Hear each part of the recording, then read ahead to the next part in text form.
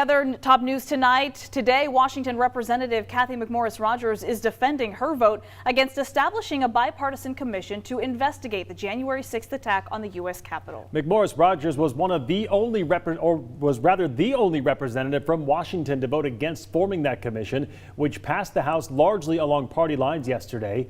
The 10 members would be equally appointed by Democrats and Republicans, and each with subpoena power, and they would have until the end of the year to complete their work.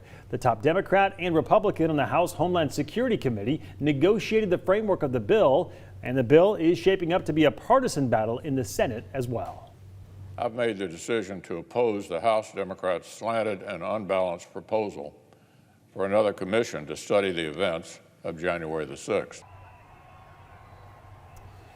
Now, at least 10 Senate Republicans would need to vote with Democrats to overcome a procedural filibuster. Some say they are open to that.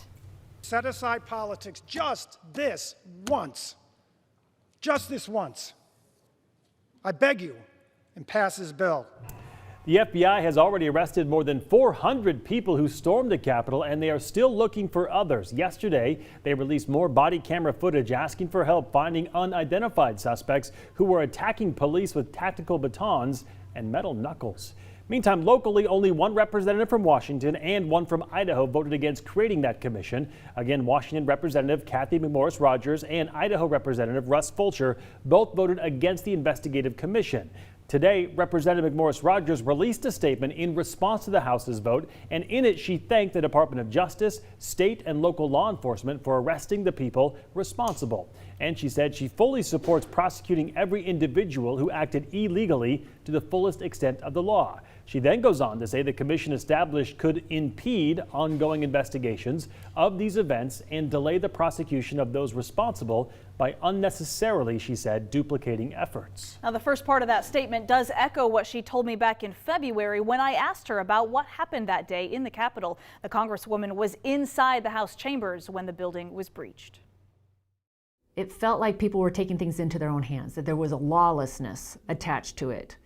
And that's un-American, and it disturbed me a lot. Do you have regrets? Well, I think I also talk about people on the left too. I think we all need to take responsibility. In a government that is the greatest experiment in self-governance, it requires individual responsibility. And so I hope